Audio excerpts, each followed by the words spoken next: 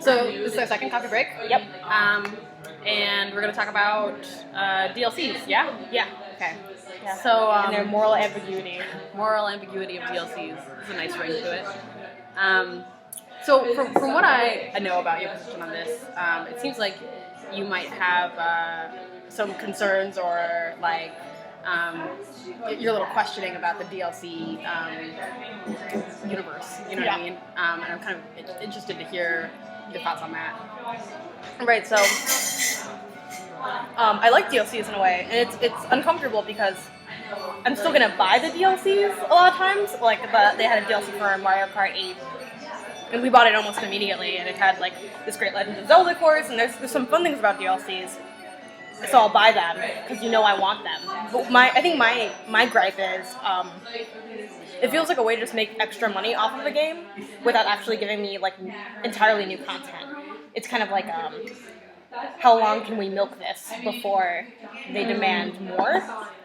So it's kind of my issue with it sometimes. That it just seems like you're just trying to get more money out of me without having to do the full work of doing like an entire game. I recently got a DLC. I actually bought it by accident because I'm like 90 years old. I don't understand any of how to use the Xbox store. But I recently bought the DLC for Never Alone, which I was glad I bought because I really like the game and I wanted more of the game. But I think I'm frustrated as a consumer because like I want more from this developer, or I want more of the storyline, or I just want more, and they give me more, but they don't give me that much more. But I'm paying like $5-10 for like an extra hour, an extra couple courses, or an extra level, or an extra like set of weaponry, and I feel like I'm not like it's satisfying, but it's like it kind of feels like when you buy something at a corner store. It's nice because you can get it immediately, but you're getting kind of ripped off. And that's kind of what I feel the DLC industry has kind of become a little bit. So I'm interested in, and I'd agree with that for certain games, but I'm also interested to see what you think about sort of the possibility of DLCs building on top of an already great game, but sort of the groundwork's already there, right? Mm-hmm. So if someone's got an idea for something, and they think this would be really cool and it would work really well in this game, should they just wait until they release a new game, even if it would work better in the old game? Can you give me an example of that? Okay. So I think that like Fallout 4 is a pretty big one for DLCs because of course they had the season pass and like all this stuff they're releasing all the time, and it's actually been a lot of stuff recently that they've been releasing for DLCs. And so they've got a lot of groundwork already placed in this game, which is new for the game. They have a lot of brand new content, Fallout 4, which is not New Vegas or Fallout 3 or anything like that, just as the base game. And one of them is, of course, the settlements you can build, And recently I got a DLC for, I think it's called Wastelander, and it's like $5, and you get all this new stuff to build settlements, And I think that kind of thing, even though it's like, oh, I got five extra dollars for this, and I wasn't in the game originally, it's kind of nice to be able to expand on settlements you already have, because you might already have settlements that are sort of played through, You're like, oh, this decoration looks the same, or all this, like, the things I can build look the same, or what I'm able to do as a settler is the same. And I've been playing this game for a couple months, and I'm a little bored with the settlement thing, and now they're like, okay, well, build off of what you've already been working on with all this new content. So you don't have to start a whole new game. You don't have to invest, hours and hours and hours into a new game. You just get some new stuff to play with. So I feel like the Fallout example is a little unfair because you can't say anything bad about Fallout ever. If you don't at this point, if you don't like Fallout, and then I don't play Fallout, so I can't comment on whether I like it or not. And it's not really my genre, so I haven't dug into it. I don't really even know if I really like that genre at all. But even if you're out there and you don't like Fallout, just don't say anything because everyone will. You can't, or bacon. You can't say you don't like Fallout. But I think one thing with that, it kind of feels like, well, sometimes with developers doing that, it's like, oh, well, the players, maybe getting a little bored with this part, and you can add more to it and add kind of a fresh dynamic and keep the game like innovative, even with it already being out. So you can continuously like hone your craft of making this game.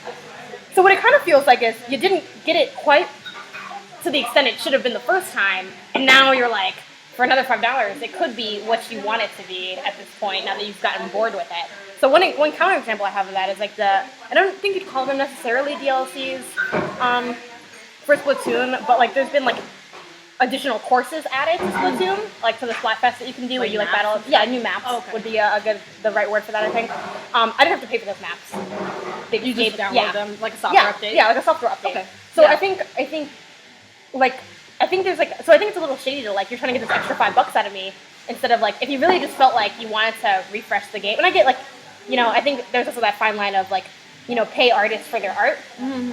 So I respect that part. But if it's really just like if it's something so small, but like I don't know, it just seems.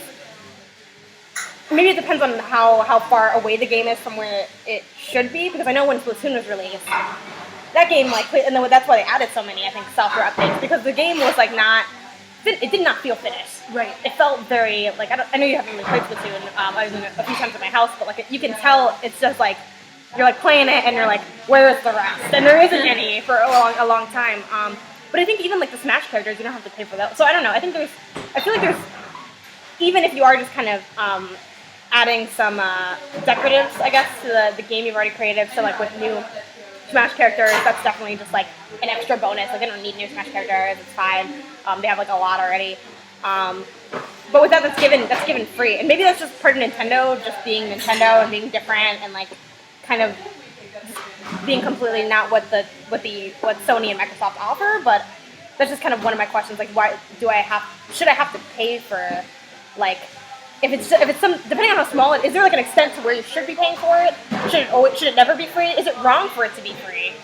I think that's really interesting, and I think that depends on the situation, of course. So I'd say that if it's the case where a game feels unfinished, I think it's the developer's responsibility to finish it, even if they're finishing it late, and you can't charge me to finish it late. It's like you can't turn in your paper late and then like charge your professor for it. That's weird. I know it's not a good metaphor, but like you just like I don't understand the concept of someone doing something later than they're supposed to do it and then also benefiting from it. Like that's a weird thing to me. So I think that there are cases like that where okay, Sims 4 is an example I have. And it's like one of my guilty pleasures. I don't always like admitting that I play Sims, but I do. I have since I was a kid, and I was really excited for Sims 4 to come out. I bought it, and it was like really expensive. And I remember I was like having a crisis about this last year. So I don't know if you remember this or not, but I was like, this is so expensive, but it's probably going to be so worth it, right? It was the most expensive Sims game ever. And when I bought it. It was not done.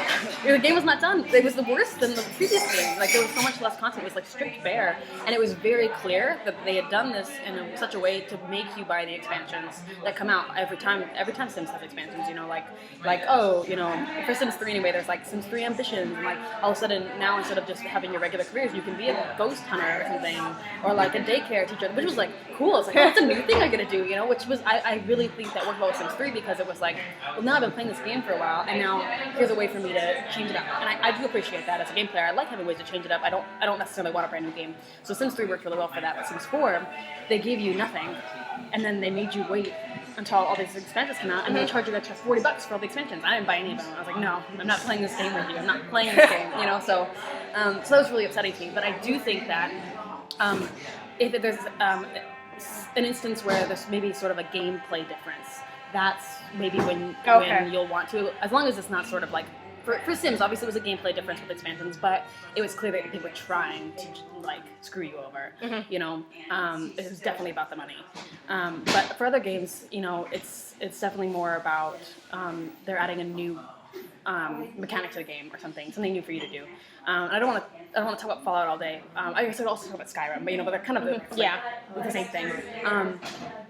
So for certain ones of the expansions in that sort of gaming universe, like even in the $5 one I just bought for Fallout, a lot of it's just like new stuff you can have in your settlements, but it's also adds a new sort of mechanic to the game, which is that you can like catch animals and stuff in the wasteland, and like you have all these cages and you can have like fights and stuff, which is like all sorts of immoral to begin with, but like I'm not going to go into it because it's like post-nuclear Fallout, it's like not a big deal. So that's kind of like a new game mechanic that I'd be willing to pay for to see. So I guess for me, it's really about what are we willing to pay for, because that's what the industry works off of. They work off what we will buy. Yeah. Admittedly, it's a lot. We'll buy a lot, but yeah, I guess is the industry taking advantage then, knowing that, especially with games being marked up and that's why I guess would it be immoral or immoral, because amoral is like you don't have morals, so it'd be immoral, right? Immoral. So it's like, is it wrong for them to be doing that. You know, and so in a marketing perspective, no. Right. But like, I guess it's like it's a little. Sometimes it feels like a little shysty. Like for instance, I really should have looked into this a little bit more before we came here to have this conversation. But with like Ori in the Blind Forest Definitive Edition, so it's like a way to kind of remarket it. So it costs a little bit extra if you're buying it the first time, and if you're not buying it the first time, it's like basically a DLC of about $5. And I don't actually know all the changes. I know the changes aren't that drastic. There's like extra stuff added and extra things to explore. And I think like maybe extra like power like level things. I'm not really sure because I didn't buy the definitive edition. And I told my brother about it. I'm like, oh wow, what a I think I had recently just finished playing the game, and then Catherine had recently, our friend Catherine had just finished playing the game. And I'm like, oh, she just finished it. And like, look, there's a definitive edition. Like, it kind of sucks that you couldn't have just gotten that one right away and just played through that. And I told my brother about the definitive edition coming out, and he's like, just make a new game. And I kind of felt that way too, especially with Ori being such a a major indie. Like, I feel like DLCs are also kind of more of a AAA thing. Yeah. So I felt, and maybe it's unfair because it's like it's all gaming, right? And we shouldn't, make these big lines of this is indies and this is AAA and this is mainstream and this is not, because indies are getting so big they're not even, they're not indie in the. I mean, they're indie in some senses, like they have a small development team. There's ways to define indie, but now you see a lot of AAAs kind of going for the indie look and like cartoon. It's like a lot of. I don't know, I guess it's kind of seeping into the bigger market. But it was really surprising to see a game like Ori and the Blind Forest have an expansion have a DLC component to it, because it just doesn't make a lot of sense for the genre. And I think it was like not a slap in the face, but it was kind of frustrating because I'm like, all I want is another.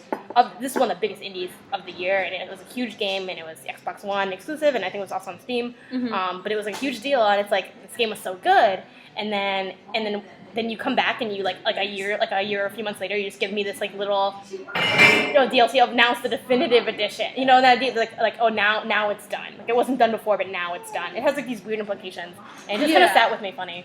No, it's really strange. I think things like and I haven't played Ori per se, but it's on a lot. When I'm in the room because my roommate plays it nonstop.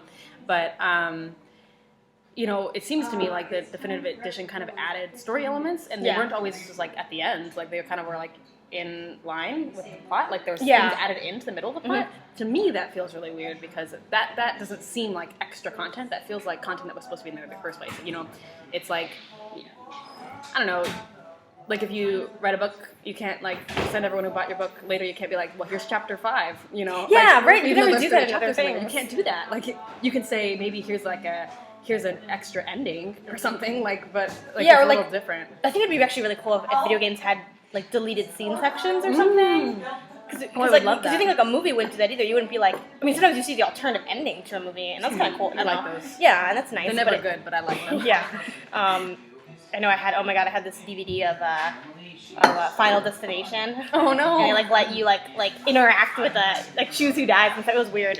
That's an awful movie, but yeah. So like I don't. Yeah, it seems weird. Like it wouldn't work in anything else. So I feel like, I guess I'm almost wondering, like, as consumers, do we kind of let the industry get away with a little too much when it comes to things like this? I think that's possible. I mean, and just in general, as far as like industry and consumer relationships, it's kind of weird with video games because in some ways I feel like there's been for a lot of years we were living a good life. Like I can't believe how little we used to get charged for games. And then for a while I was upset in general. Just it went from like you get a game for $20 and now they're like $60. That's it. Yeah, you have to pay $60 for it. And for a while I was a little annoyed, but then I thought about it and I was like, this is like sometimes hundreds of hours of content. That's like 50 movies, So yeah, it's like great value. Even though it still costs a lot of money, it's like an amazing product a lot of times too that you're gonna like use nonstop. Like how many things I can't think of that many things that I pay that little for that I use as often as I use video games. Even though you have to invest in the consoles and that kind of stuff too to get. Yeah. But, I mean, I do think that a lot of times. In the gaming community, we can be a little too fast to be like, I don't want to pay money for that because, like, I think they're not used to it. I think that DLCs, it does matter though to an extent how we're treated as consumers, because it's like kind of it's like a relationship, between the two. So I think that the gaming industry doesn't need to be careful about how much they take advantage of their consumers or how far they push the button, because I think they do. I think they do push the line sometimes, and sometimes it's warranted because, again, like you said, it's like paying artists for their art. Someone worked really hard on this, or someone had this vision and like they made it come to life, and like they just, they want to get paid and go eat, which is cool. But there is a line, Yeah. and it's Sims 4. It's valid. Okay.